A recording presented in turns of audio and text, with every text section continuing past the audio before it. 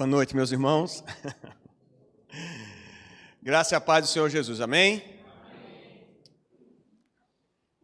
Essa água é um privilégio maravilhoso do pregador.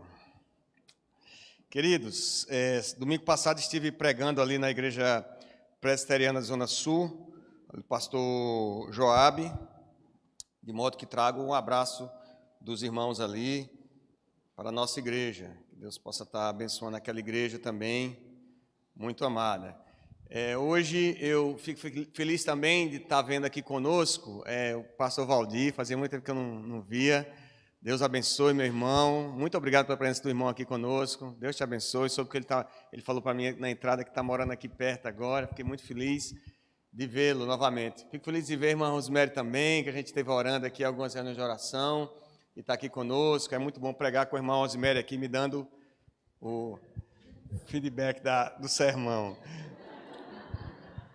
Queridos, gostaria de falar com os irmãos, compartilhar com os irmãos um texto da palavra do Senhor.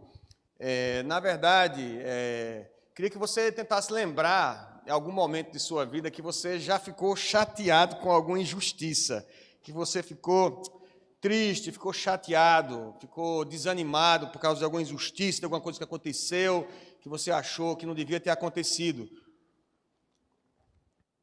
Quem sabe até foi no momento que você estava dando dízimo regularmente, tinha sido misericordioso, abençoado aqueles que precisavam de socorro, estava cumprindo com as suas obrigações, na igreja também, e estava passando um maior aperto, estava na maior situação difícil, que injustiça, né? A gente pensa muitas vezes, né? Quem sabe no trabalho, a gente acaba se dedicando muito no trabalho, nos estudos, e aí você vê aquela pessoa que você tem certeza que não tem tanta capacidade quanto você de conseguir uma determinada promoção, de conseguir algum recurso ou um reconhecimento, ou aquela verba que você estava procurando para um projeto que você tanto queria, e você vê que acontece, não acontece com você, e você diz assim, que absurdo, como é que eu tirei essa nota?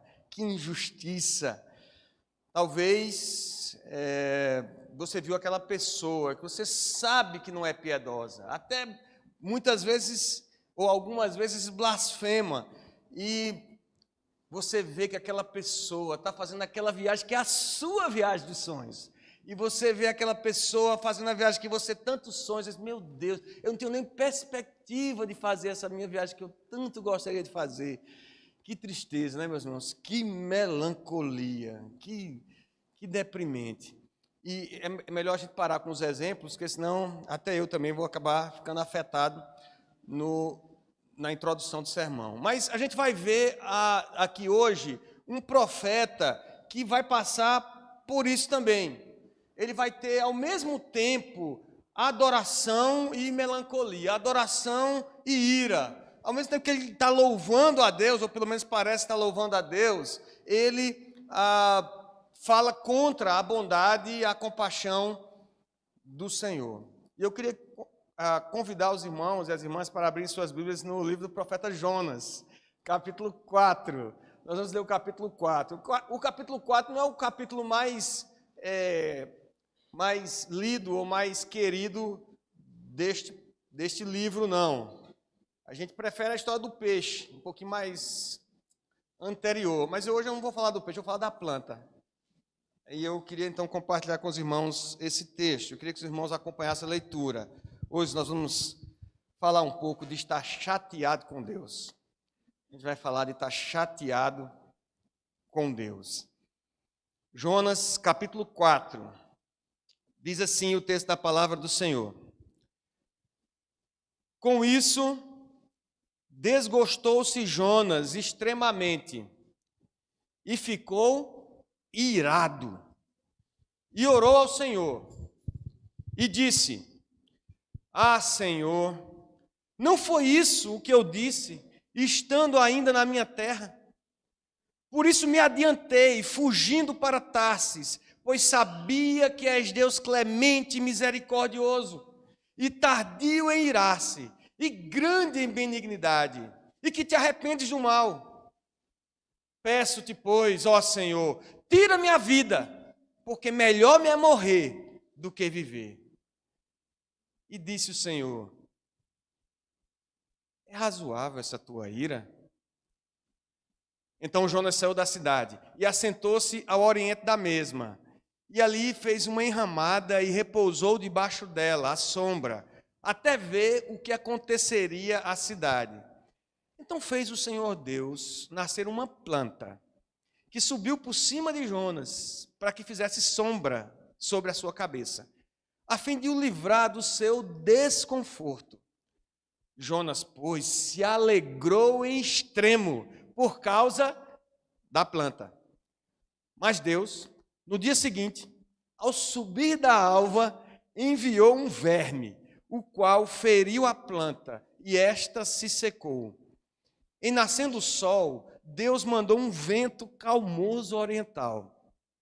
O sol bateu na cabeça de Jonas, de maneira que desfalecia, pelo que pediu para si a morte, dizendo: melhor me é morrer do que viver.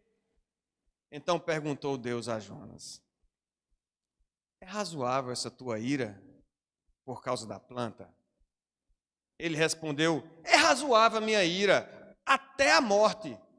Tornou o Senhor: tens compaixão da planta, que te não custou trabalho, a qual não fizeste crescer, e que numa noite nasceu e numa noite pereceu. E não hei de eu ter compaixão da grande cidade de Nínive, em que há mais de 120 mil pessoas, e que não sabe discernir entre a mão direita e a mão esquerda, e também muitos animais. Vire a página, ver se o livro continua, que no meu acabou numa pergunta, esse livro. Eu acho que ele acaba aí mesmo. Vamos orar? Senhor nosso Deus, obrigado, Pai, pela Tua palavra. Obrigado, Senhor, pelos Teus questionamentos, Senhor. Obrigado porque o Senhor, através da Tua palavra, sonda o nosso coração e o Senhor desnuda a nossa natureza pecadora. A maldade, o egoísmo que há em nós. Tem compaixão de nós nessa noite, Senhor. Tem misericórdia de nós. A mesma compaixão que o Senhor usou com Jonas, usou com Nínive, com aquela cidade, usa conosco nessa noite, Senhor. E fala o nosso coração, sonda o nosso coração, nos revela, Senhor, a nossa maldade, a necessidade de arrependimento, como por espelho, que o Senhor possa gerar arrependimento sincero e agarrados, Senhor, fiados tão somente na Tua graça, no sacrifício de Cristo Jesus, da cruz do Calvário, na Tua redenção que providenciaste para nós, possamos, ó Deus, sair daqui dispostos a Te servir, a fazer a Tua vontade, a pregar a Tua palavra.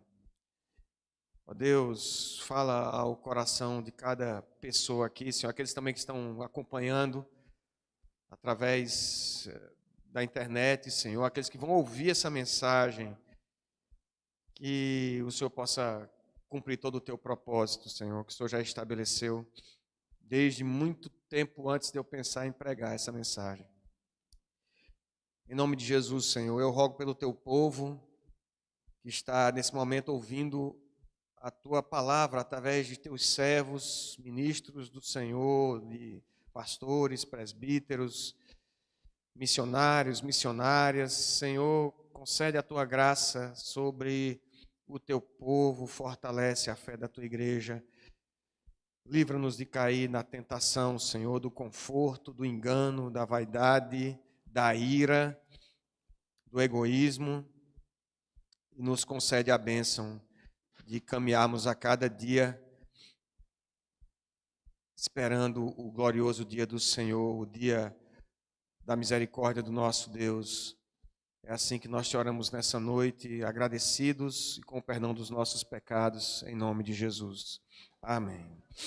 Bom, meus queridos, como eu falei, essa é a história, a gente ouve muito falar de Jonas, e a história do peixe. Hoje a gente vai conversar um pouquinho sobre a planta, que também faz parte da história. A história essa cegueira de Jonas, que aparece aqui nesse capítulo 4, na verdade, é um retrato da cegueira do povo de Israel. Israel havia sido chamado desde cedo, desde o chamado a Abraão, Israel havia recebido um chamado para ser luz para os gentios, para ser bênção para todas as nações, mas Israel não compreendeu esse chamado. E a história de Jonas é uma história muito singular, porque é a história de um profeta que ele tem sucesso, mas ele vive uma frustração. Ele foi bem sucedido, porque se você olhar no capítulo anterior, a gente vai falar um pouco sobre ele, vou tentar dar uma resumida do livro de Jonas. E Jonas foi muito bem sucedido na sua empreitada missionária. Ele pregou, houve um arrependimento em massa, um avivamento poderoso naquela cidade. E aí, em vez de Jonas ficar alegre, feliz e louvar o Senhor, adorar o Senhor pela bênção na nação, ele ficou triste, ele ficou irado, ele ficou revoltado com o que aconteceu. Deus coloca Jonas na rota certa, não porque ele é obediente, ele acaba parando em Nínive, não por obediência a Deus, mas por causa da graça de Deus sobre a vida desse profeta. Então, como Jonas, às vezes nós ficamos chateados com Deus em determinados momentos. E a gente vai elencar, talvez, aqui alguns desses momentos que Jonas viveu e que muitas vezes nós passamos também. O primeiro deles é quando as coisas acontecem diferente da forma como a gente planeja. As coisas acabam não como a gente queria, acabam de um modo diverso, diferente de como a gente queria que acabasse. O livro, na verdade, o livro de Jonas, bem poderia ter acabado no capítulo 3. Seria sensacional. Do ponto de vista literário até, eu acho que seria melhor que acabar com uma pergunta, não é verdade? Você termina de ler esse capítulo 4, aí você gira a página para ver cadê o resto do livro. Termina com uma pergunta, Deus fazendo uma pergunta para Jonas. Bem podia ter acabado no capítulo 3. Vê como o final do capítulo 3 é final de livro, e livro de profeta. Termina assim o capítulo 3. Viu Deus o que fizeram, o povo de Nínive, como se converteram do seu mau caminho, e Deus se arrependeu do mal que tinha dito lhes faria e não o fez. Tá, tá, tá. Podia acabar aqui, estava ótimo. Podia acabar aqui, estava ótimo o livro, né? A história desse povo de Nínive. Lembre que Jonas recebeu um chamado do Senhor para ir pregar para Nínive, mas ele não vai, e Deus faz com que no caminho do profeta tenha uma tempestade e os marinheiros jogam Jonas no mar, ele é tragado por um peixe e Jonas, dentro do peixe, ele passa por um momento de introspecção e de adoração e de renovo de esperança, e ali começa o avivamento de Nínive, porque depois o peixe vomita Jonas numa praia e Deus chama novamente Jonas.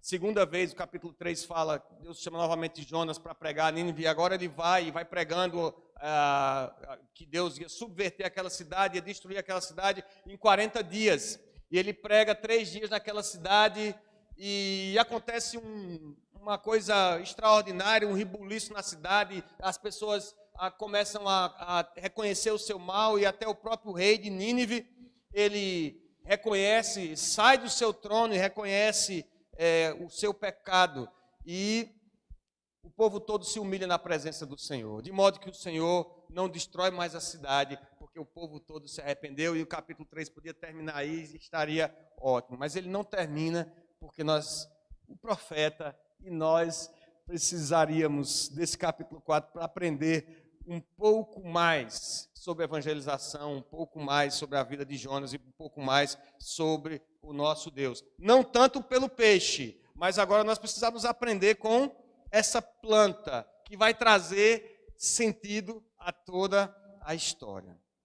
Jonas, ele fugiu da presença de Deus no capítulo 1, e Deus vai até Jonas. Como sempre, Deus, sendo Deus, vai até nós, pecadores, e ele vai ao encontro de Jonas. E Jonas, com a dureza do seu coração, ele é entregue à morte, mas o Senhor, com aquela providência inesperada, ele traz uma oportunidade de salvação para Jonas, que estava perecendo no mar, estava morrendo.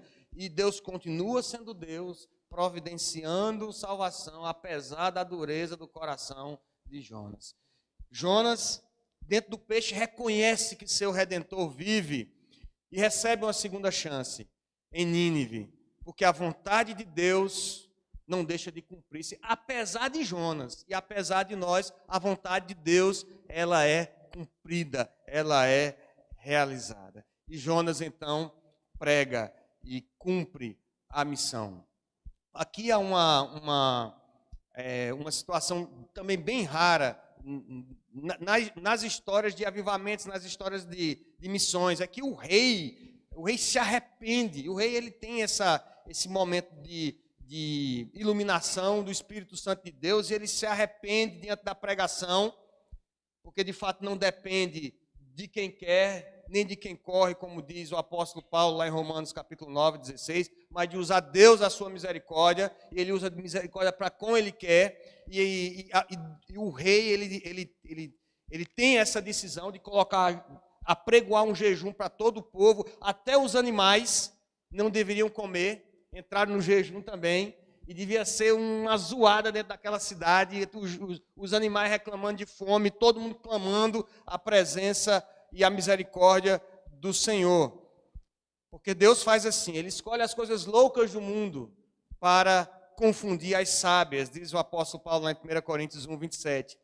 E também porque a palavra de Deus não volta vazia, mas cumpre todo o propósito que está no coração do Senhor. Assim como a chuva que rega a terra e ela não completa o seu ciclo sem fazer cumprir todo o seu objetivo de regar a terra e frutificar, assim é toda a palavra que sai da boca do Senhor, conforme afirmou o profeta Isaías 55, 11.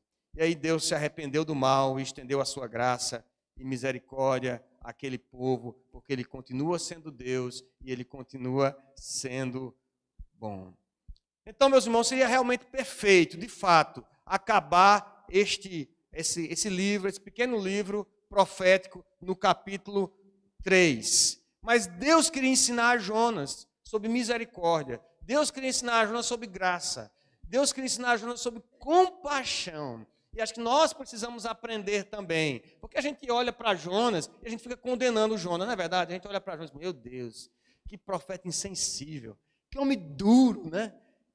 Mas a gente precisa aprender com essa lição e com a vida de Jonas, também para nós, muito sobre compaixão, sobre misericórdia e sobre graça. Como a história não acabou aqui, a gente ficou sabendo que Jonas ficou muito chateado com Deus. Ele ficou irado com Deus, ficou com raiva do que aconteceu. E alguns comentaristas vão divergir a respeito do motivo dessa ira, mas o fato é que Jonas ficou tão chateado com aquilo tudo, passou por tudo aquilo, ele enfrentou um naufrágio, ele estava com as marcas ali. Eu acho que não foi uma situação agradável ser engolido por um peixe, e se já não fosse menos desgastante ter passado ali pelas entranhas do peixe, ter sido vomitado pelo peixe. Jonas estava judiado. E ele vai e prega porque ele está certo que Deus quer cumprir a sua palavra e destruir aquela cidade dentro de 40 dias. E Deus não faz. E Jonas então ficou chateado, ele ficou irado com Deus e pediu para si a morte. As coisas não acabaram da forma que Jonas esperava. Não foi. Não foi do jeito que ele estava pensando que ia ser. E essa é uma lição para nós. Que quando não acaba do jeito que a gente gosta, quando as coisas não acabam da forma como a gente gostaria, a gente não deve ficar emburrado, irado, como Jonas ficou, praguejando contra Deus e contra todo mundo, contra a igreja, contra o pastor. Quando as coisas não acabam do jeito que a gente espera, é possível que Deus tenha um pouco mais para ensinar para a gente. É possível que Deus tenha mais uma milha para a gente caminhar. É possível que Deus queira nos ensinar um pouco mais sobre paciência, um pouco mais sobre a sua graça, sobre a sua soberania, sobre a sua compaixão sobre nós. Precisamos aprender com Jonas. Segundo, meus irmãos, é que quando estamos irados com Deus e com as injustiças, apesar da gente lembrar da verdade de Deus, apesar da gente até ler a palavra de Deus, apesar da gente vir para a igreja, essas coisas parecem não fazer sentido. Veja, nós temos aqui um contraste entre um Deus compassivo, um Deus misericordioso e um Jonas acomodado, um Jonas irado. Pastor Heber Campos Júnior vai dizer que Jonas ele é provinciano. Ele talvez se incomode com a salvação dos seus irmãos lá em Israel.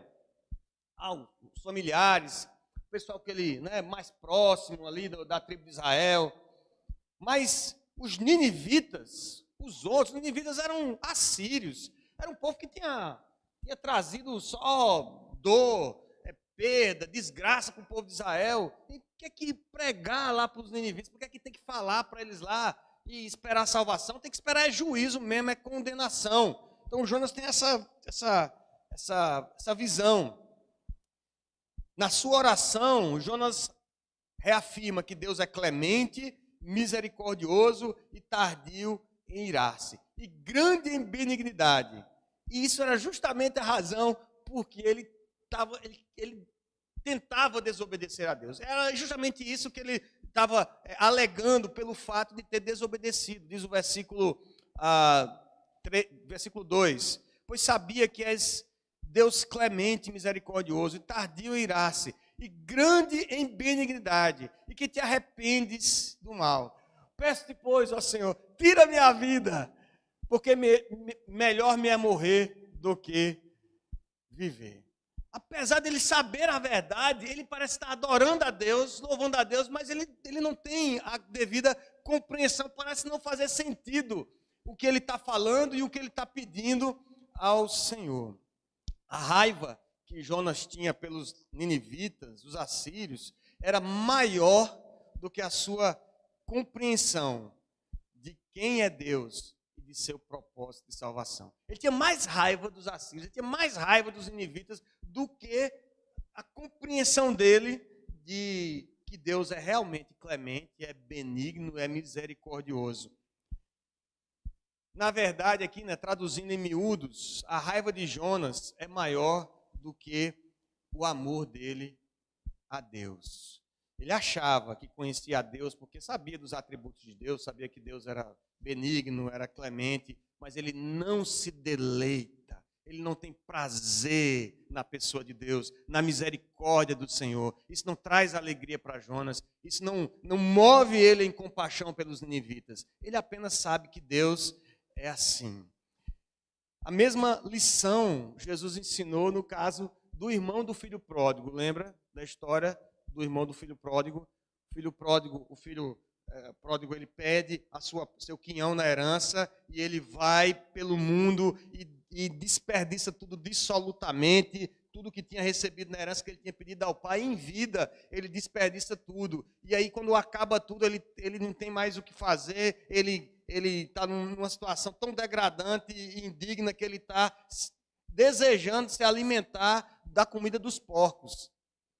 E aí ele tem um insight, um estalo, ele diz, rapaz, eu vou voltar para minha casa, se meu pai me receber como servo, como um criado, eu vou viver muito melhor do que eu aqui comendo o que os porcos estão comendo. E ele volta para casa, e o pai faz aquela festa, coloca anel no dedo, bota a melhor roupa, manda matar o novilho lá, o cabrito, para fazer uma festa. Maravilha. Também a história podia acabar por aí, né? Estava linda também a história. Apoteótica. Mas aí tem um plus a mais para a gente aprender. Quem é? O irmão do filho pródigo.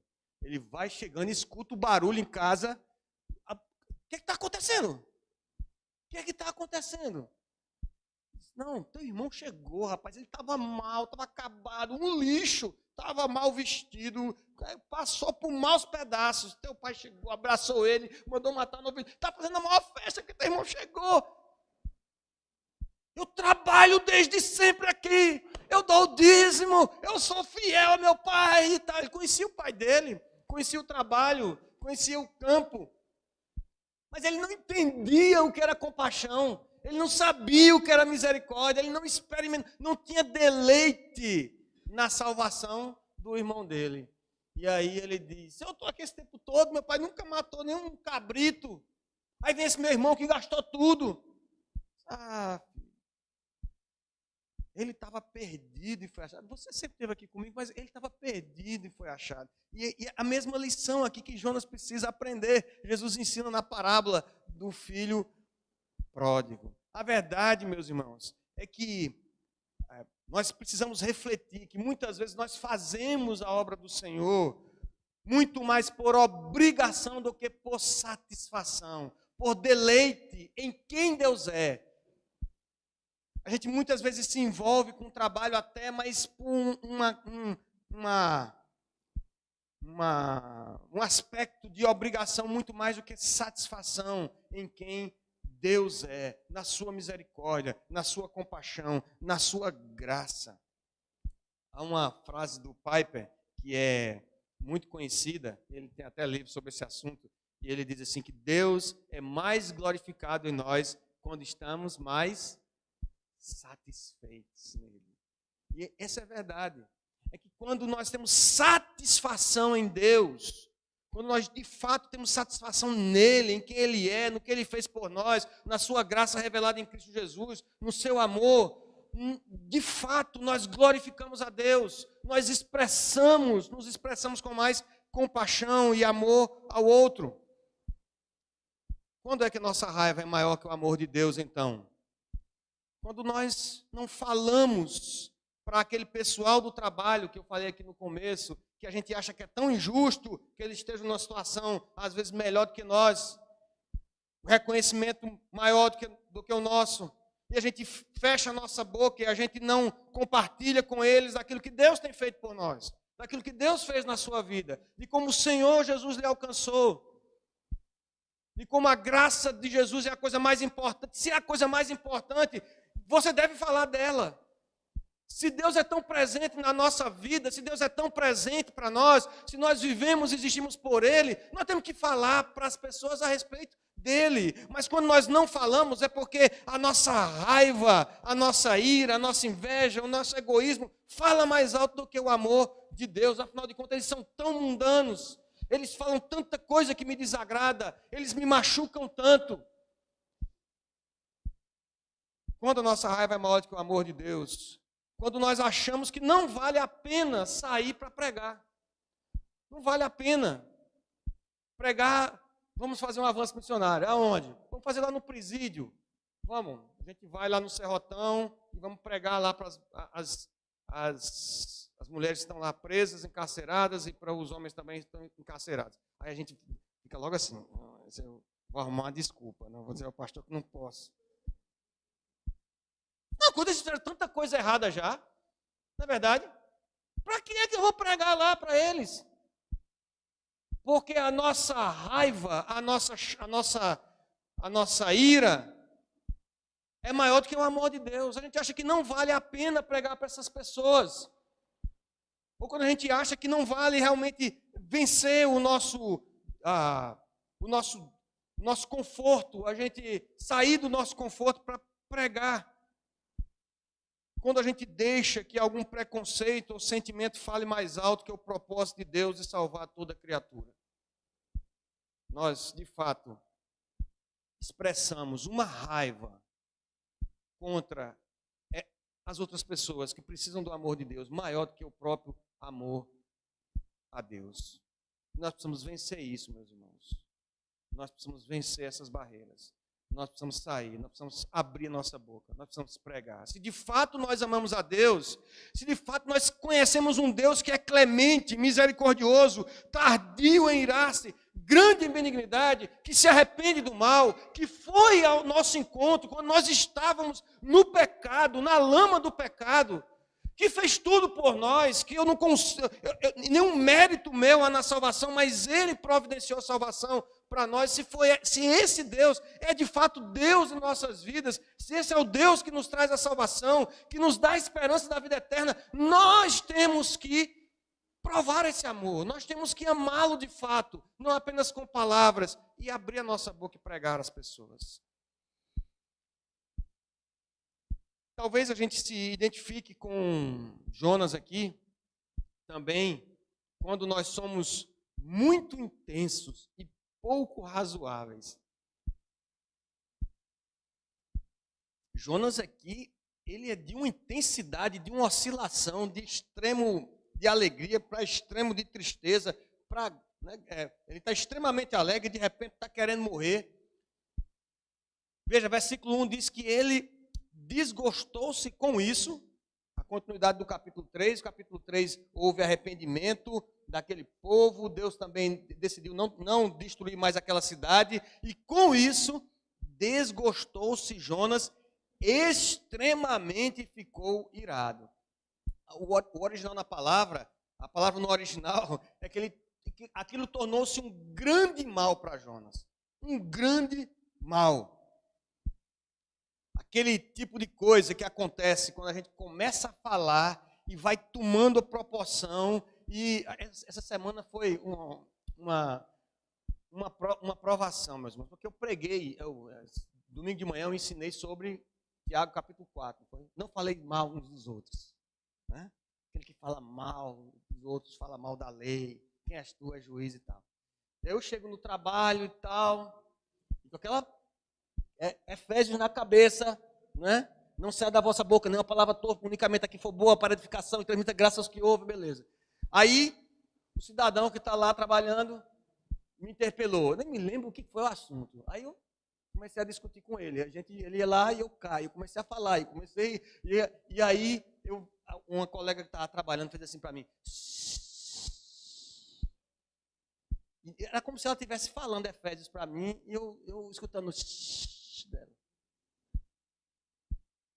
Mas acontece de a gente começar a falar e isso vai tomando uma proporção, a gente vai se irando e vai se revoltando. E quanto mais você fala, a situação não mudou nada. Está tudo do mesmo jeito e quando você não estava falando, não tinha aberto a boca. Mas quando você começa a falar e começa a remoer aquilo, começa a se irar e começa a se revoltar, você começa a se sentir mal com a situação. Você começa a se sentir mal. Não sei se vocês já experimentaram isso. Mas você se sente mal e foi isso que aconteceu com Jonas. Jonas se sentiu mal com a conversão daquele povo, com o arrependimento daquele povo. Versículo 3, ele diz assim, tira-me a vida, porque me é melhor me é morrer do que viver. Jonas está experimentando uma ira tão egoísta que ele prefere morrer a suportar a realidade da piedade de Deus por Nínive. Ele prefere morrer do que ver aquele povo convertido. Ele prefere morrer do que ver aquele povo arrependido. No versículo 6, Jonas vai para o outro extremo. Ele vai para fora da cidade e ele senta num lugar para ver a cidade, faz um acampamento improvisado lá, uma ramada, né? Eu tenho uma suspeita de que Jonas era careca. Não, porque vocês percebem, eu sei quando ele falou que o sol bateu na cabeça dele, que ele se sentiu, assim, ele foi desfalecendo. Eu sei do que ele está falando aqui. O sol bateu na cabeça de Jonas de maneira que desfalecia. Eu sei exatamente o que é isso. Aí ele fez uma ramada, ele improvisou uma ramada. E ficou olhando, ficou de olho na cidade. E aconteceu que Deus, de noite, um milagre. Esse livro é cheio de milagres. Mas aconteceu um milagre maravilhoso aqui. É que Deus fez nascer uma plantinha, um arbusto, e esse arbusto fez sombra para Jonas. E ele ficou, diz o versículo 6, Jonas, pois, se alegrou em extremo por causa da planta. E é muito engraçado isso, porque isso é o único lugar do livro em que Jonas está alegre. Jonas é um cara chato. Jonas, ele não está alegre em canto nenhum. Ele está irado, ele está fugindo, ele está dormindo, ele não está alegre. Aí aparece uma plantinha, que ele não fez nada, não regou, ele não plantou, ele não fez nada com essa planta. Deus foi lá, botou a planta, fez uma sombrinha, aí ele pegou, ficou extremamente alegre. Como a gente fica com muita coisa efêmera nessa vida. Como a gente fica com muita coisa passageira dessa vida. Fica morto de alegria. Muito mais que quando uma pessoa se converte, até mesmo da família. A gente fica, cheio de satisfação, por causa muitas vezes de coisas tão efêmeras, e Jonas ficou desse jeito. É o único lugar que fala que Jonas ficou alegre em extremo, que revela para a gente que ele está muito mais preocupado com o seu conforto do que com a salvação de quase 120 mil pessoas. Porque ele não ficou alegre com o arrependimento das pessoas. Ele não ficou alegre quando toda a cidade se arrependeu, quando toda a cidade vestiu o pano de saco e procurou o Senhor. Não ficou. Mas quando fez a sombrinha, ele ficou extremamente alegre. Versículo 9 diz que Jonas, mais uma vez, quando o Senhor interpela e diz assim: Jonas, é razoável a tua ira por causa de uma planta, Jonas. Jonas diz: é sim, Senhor, é razoável a minha ira até a morte. Agora, a ira de Jonas era resultado de um acontecimento totalmente sem importância. Era a morte de uma planta, pela qual ele não possuía nenhum crédito. Ele não tinha nenhum crédito para essa planta. Mas a planta morreu, agora ele está, que é a morte de novo. Uma coisa que tinha um valor temporário. E Jonas, mais uma vez, ele expressa essa oscilação do seu caráter, do seu humor. Jonas queria que as coisas fossem do seu jeito, mesmo que não fosse parte do plano de Deus. E muitas vezes nós também tentamos justificar a nossa ira. Na verdade, meus irmãos, quando a gente fica irado, a gente quer justificar. Não, mas sabe, não é assim não. É porque é injusto. Não é porque ele falou, não é porque eu preciso desse sossego. Não é porque eu não consigo mais, estou muito apertado. Eu estou cansado. A gente quer justificar, mas na quase totalidade das vezes, a nossa ira não tem nenhuma justificativa. A ira de Jonas é vergonhosa, como a nossa ira é vergonhosa, porque ela revela quem nós somos. Ela revela os nossos ídolos, o que nós amamos. Jonas queria o conforto, queria a sombra. Isso, Deus estava sondando o coração de Jonas. Deus estava tratando com Jonas, tratando com o profeta, mostrando a ele a idolatria dele por essas coisas passageiras, que ele não tinha crédito nenhum na planta, mas ele estava se importando com a planta e não se importava com as pessoas, como ele era egoísta, como ele estava preocupado apenas com o seu conforto. E a nossa ira revela muito a respeito de nós mesmos, quem nós somos, o que nós amamos, os ídolos que nós criamos em nosso coração. É assim, meus irmãos, no trânsito.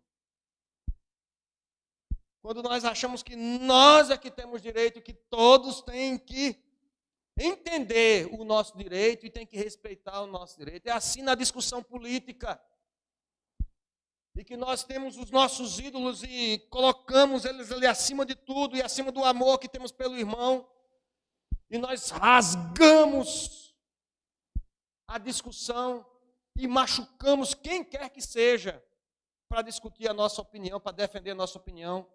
Quando estamos na internet, ou precisando dela, do computador, e o computador trava, sinal do Wi-Fi falha, sinal do celular dá problema, na fila, chega na hora de pagar, eu já falei que eu tenho um ministério de fila, né? Chego, eu sei, eu vou andando para a fila e preparando meu coração, porque eu sei que aquela vai demorar mais, vai dar um problema no caixa, o papel vai engasgar.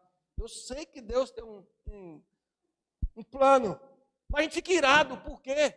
Porque a gente quer que o nosso direito seja respeitado, porque nós somos importantes o suficiente para ser atendido com celeridade, e nós revelamos o nosso egoísmo, nós revelamos os nossos ídolos, o que nós amamos quando nós estamos irados. Jonas me lembra um pouquinho o apóstolo Pedro, na intensidade de suas posições, nessa oscilação de humor. Lembra de Pedro? Um de vocês vai me trair hoje. Eu disse: Senhor, tá para mim essa. Ainda que todos, essa ralé aí, todo mundo te trair. Eu, jamais. Pedro, esse é razoável a tua ira. É como se Jesus estivesse falando: ô Pedro, Não adianta você falar isso. Antes do galo cantar, você vai me negar 3 vezes. Está Jesus lavando os pés de todo mundo. Não, Senhor, lava não. Meu pé não lava. O mestre lavar meu pé. Pedro, se você não te lavar, você não tem parte comigo. Então lava as mãos, lava a cabeça. Ele vai de 0 a 100, Pedro. Pedro, quem já se lavou, não precisa. Só precisa lavar os pés. Não precisa tomar banho novamente. Então, Jonas, essa atitude de Jonas me lembra um pouco o apóstolo Pedro, me lembra também os irmãos Tiago e João, me lembra um pouco eu mesmo. Às vezes que me iro, às vezes que não consigo me alegrar com a bênção do meu irmão, quando eu não consigo expressar compaixão pelo meu próximo, quando eu não consigo pregar, compartilhar dessa compaixão de Deus com o outro, da graça de Deus com o outro. Enxergamos as pessoas com os nossos olhos e não com os olhos de Deus. Isso revela como somos maus e sem compaixão. Nós precisamos procurar enxergar as pessoas mais com os olhos do Senhor, com compaixão. Quantas vezes nós queremos que Deus haja do nosso modo? Somos egoístas demais para perceber Deus agindo através da vida de outros irmãos, de outras denominações. Somos egoístas demais para nos alegrar com o que Deus fez na vida dos outros e propensos a dar vazão à intensidade dos nossos sentimentos e à tristeza do nosso coração. Porque o nosso coração é mau. Porque nós precisamos aprender a compaixão, até a compaixão que Deus tem. Por fim, meus irmãos, quando somos pouco razoáveis para compreender o milagre da salvação, a gente se parece também com Jonas. Quando somos pouco razoáveis para compreender o milagre da salvação. Jonas foi testemunha talvez do maior avivamento registrado na palavra do Senhor. 120 mil pessoas que se arrependeram diante do Senhor em 3 dias de pregação. Não tem isso em canto nenhum. Eu acho que na história não existe. A pregação de Pedro, 3 mil foram batizados, mas 120 mil pessoas em 3 dias de pregação que ele percorreu a cidade. É um avivamento extraordinário, um dos maiores avivamentos que se tem notícia. E sabe o que Jonas fez? Jonas saiu da cidade, improvisou uma barraca para ficar olhando de lá, ver se Deus ia destruir a cidade mesmo. Veja o coração desse profeta, veja como é o nosso coração. Jonas era pouco razoável, por isso Deus sondava o coração de Jonas e dizia: Jonas, é razoável, Jonas, essa tua ira é razoável, porque ele não conseguia compreender o milagre que estava acontecendo, ele não conseguia compreender o milagre desde o começo do seu chamado, ele não conseguia compreender o milagre da salvação na vida daquelas pessoas, ficou ali esperando para ver se Deus ia destruir a cidade, apesar de todo aquele arrependimento. 120 mil pessoas, alvo da misericórdia de Deus.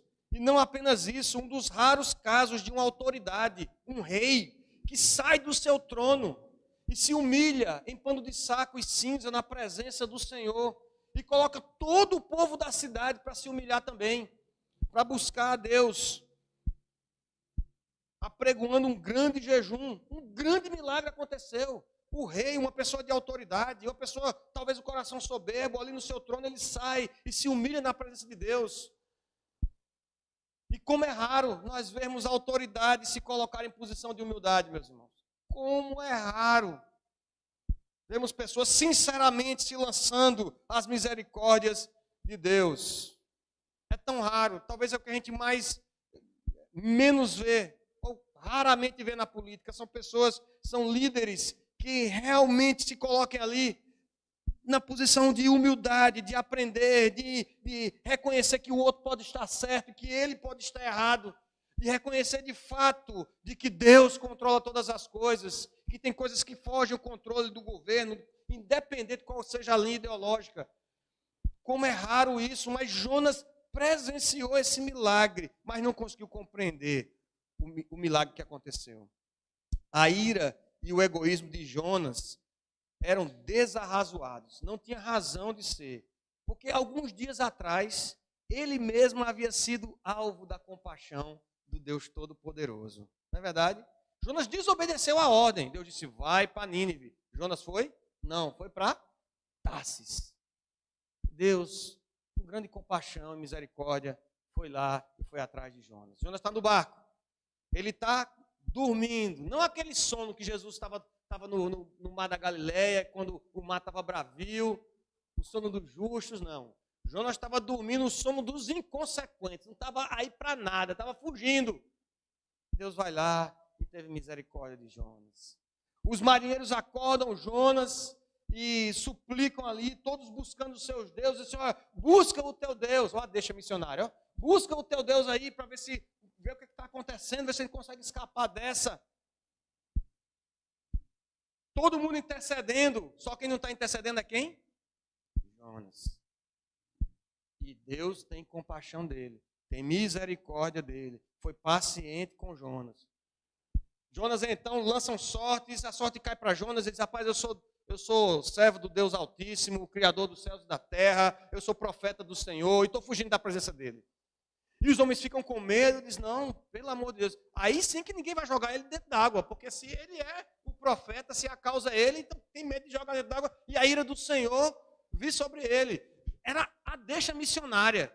Vamos agora, todo mundo, vamos orar aqui. Vamos nos arrepender dos pecados. Vocês precisam se arrepender dos seus pecados. Eu preciso me arrepender, eu estou em desobediência. Vamos orar ao Senhor. Jonas fez isso? Não. Jonas fez o quê? Me joga no mar. Me joga que resolve. Lança no mar. E os homens ficaram relutantes e jogaram no mar. E Deus foi paciente com Jonas.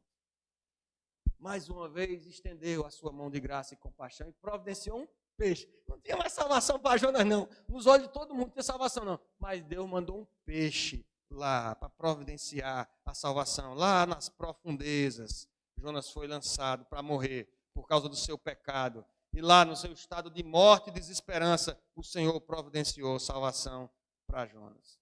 No ventre do peixe, incapaz de fazer qualquer coisa para reverter o estado de coisas, para conseguir sair de lá, para reverter o seu destino trágico, Deus renovou a esperança no coração de Jonas. Mais uma vez paciente, com graça, com compaixão, visitou Jonas, concedeu uma nova chance. Mas Jonas não entendia sobre compaixão. Ele não conseguia, vendo todo esse milagre acontecer, ele não conseguia compreender o milagre da graça do Senhor, o milagre da compaixão do Senhor, o milagre da misericórdia do Senhor. Meus irmãos, um bom remédio para a nossa ira desarrazoada, para a nossa chateação com a situação das coisas, para o nosso egoísmo, é ver, além do nosso comodismo, é ver de fato aquilo que Deus, como Deus foi longânimo, foi misericordioso conosco. Como Deus nos salvou, como Deus nos alcançou, como a sua graça chegou até nós. Lembrar disso. Você faz esse exercício de lembrar da graça do Senhor, de agradecer por essa graça. Quantas vezes, eu sei que a gente costuma orar muito pedindo a Deus e falando para Deus daquilo que a gente está precisando e orando, intercedendo, e a gente deve interceder pelos irmãos, mas quantas vezes você louva ao Senhor pelo seu amor, pela sua graça, pela sua misericórdia, por você ter entendido essa mensagem que é loucura para as pessoas. O homem natural não consegue entender essa mensagem. Acha que a gente está aqui perdendo tempo. E essa verdade espiritual chegou até você, o Espírito Santo lhe iluminou, lhe convenceu do pecado, em seu coração brotou arrependimento, não que você tivesse a capacidade de fazer isso, mas o Senhor lhe capacitou de fé, é graça do Senhor, é misericórdia de Deus, nós somos alvo dessa sua compaixão. E quando você estiver aperreado com as contas, quando você estiver revoltado com as injustiças do seu trabalho, quando você estiver chateado com a escola, com a nota que você tirou, lembra da plantinha que nasceu num dia, no outro morreu, mas que a compaixão de Deus está com você, está sobre você desde a eternidade. Quando Ele, em seu grande amor inexplicável, Ele decidiu lhe salvar, Ele decidiu lhe amar.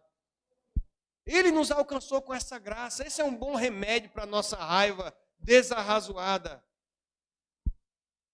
para quando a gente está vendo os nossos problemas sem solução, para o nosso comodismo de levar o evangelho aonde ele não foi pregado, na nossa escola, no nosso trabalho, na nossa família, lembrar como Deus é compassivo e longânimo para conosco. Como sem merecer, incapazes de fazer qualquer coisa para nos salvar, nós somos resgatados por sua graça. Ele iluminou o nosso coração. E nós, mortos dos nossos pecados, fomos regenerados. Ele gerou em nós arrependimento para a salvação. É bom nós olharmos, meus irmãos, para aquilo que Deus, para a compaixão de Deus por nós. É bom nós começarmos a exercitar os nossos óculos da compaixão, para vermos a compaixão, para podermos estender a compaixão do Senhor para o próximo. Queridos, nesse último capítulo, como nós falamos, ele tem esse final provocativo, né, no episódio da salvação daquele povo que é absolutamente necessário para as nossas vidas. É o único livro da Bíblia que termina com uma pergunta.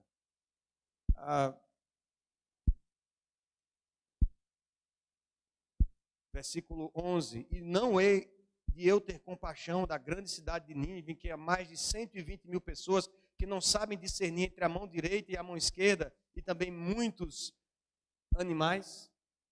A gente não sabe o que aconteceu com Jonas, a gente não sabe o que aconteceu depois desse versículo 11, se Jonas se arrependeu, se lançou aos pés do Senhor, mas é um aviso para nós sondarmos o nosso coração, pedindo que o Espírito Santo sonde o nosso coração.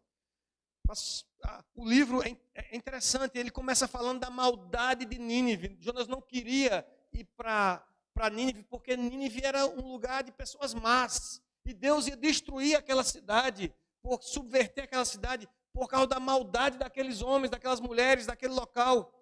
E agora há uma reviravolta, porque no capítulo 4, quem é mau?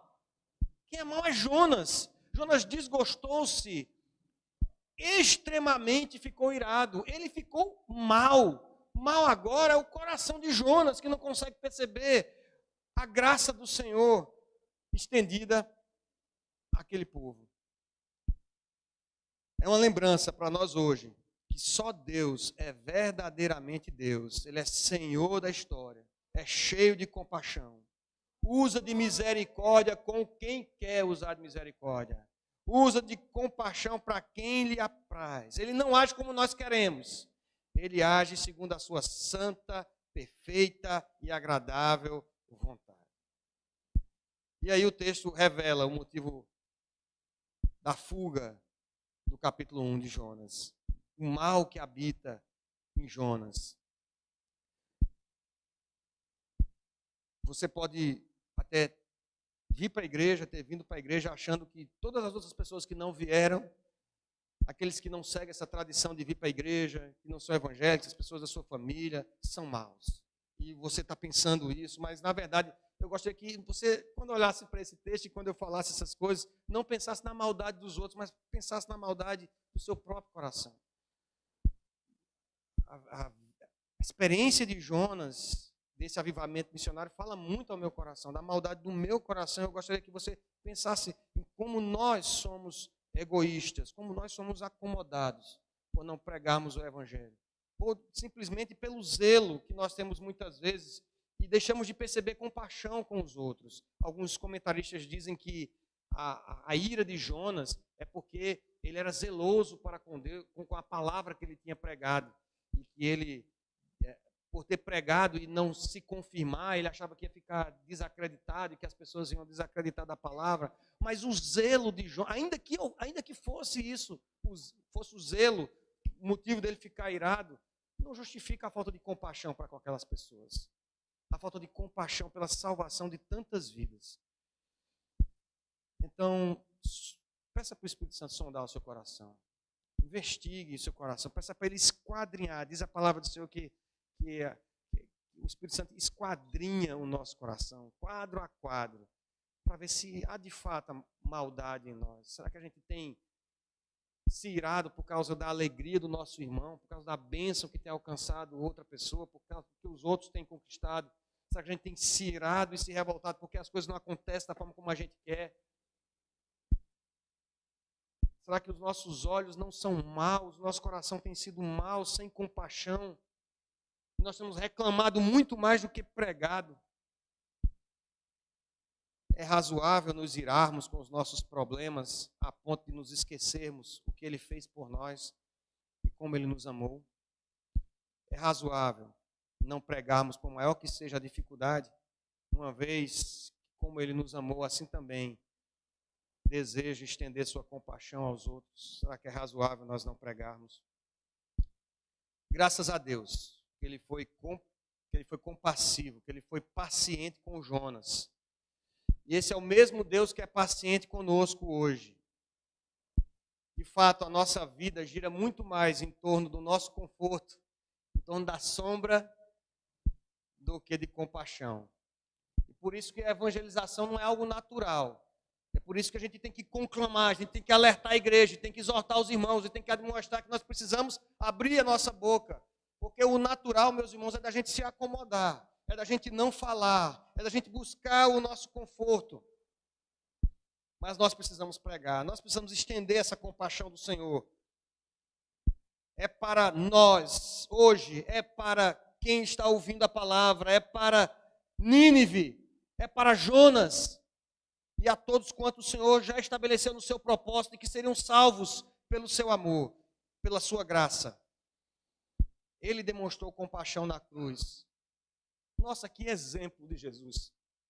Jesus está na cruz, Ele é o alvo de toda a injustiça, de todos nós. Ele é o alvo da injustiça de Pilatos, Ele é o alvo da injustiça dos fariseus, Ele é o alvo da injustiça dos seus discípulos. Ele está pregado na cruz. E as palavras do Mestre são: Pai, perdoa, porque eles não sabem o que fazem. Um ladrão que talvez tenha passado boa parte da sua vida fazendo o que era errado, que devia estar ali mesmo, pelos olhos de muitos, e talvez de todos nós aqui nessa igreja, está ali pagando sua pena. Ele olha para ele e diz: você hoje vai estar comigo no paraíso. Ele olha para Maria destroçada, ele está ali preso numa cruz, está dando seus últimos suspiros, ele está morrendo, está sentindo o peso do nosso pecado, da nossa culpa, carregando sobre si. E ele olha para Maria e olha para João e diz: eis aí o teu filho. João, eis aí a tua mãe. Ele tem compaixão dos outros. Não importa a dor momentânea que ele está passando naquela cruz, que é uma dor real. Ele vai perder a vida ali, mas o seu olhar é um olhar de compaixão, e é isso que ele está nos ensinando naquela cruz. Que nós precisamos aprender, meus irmãos, a ter um coração compassivo. Se Jonas termina a sua história com uma pergunta, eu gostaria de terminar a mensagem de hoje também com uma. Lá de Hebreus 2, versículo 3, diz assim: como escaparemos nós se negligenciarmos tão grande salvação? Como escaparemos nós? Vamos orar?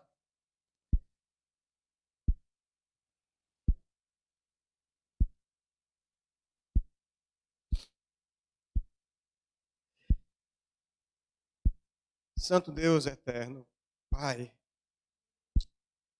é muito bom poder chamar-te de Pai por causa do sofrimento de Jesus e por causa da compaixão que nos alcançou. A sua misericórdia, a sua graça, Senhor, foram, ó Deus, são o motivo de estarmos aqui. Meu Deus, o Senhor sabe como temos nos irado, nos revoltado com as plantinhas desse mundo, que o Senhor tem nos dado parte da tua graça comum a nós e a outros também, Senhor, que não professam a mesma fé. Mas temos vivido com um olhar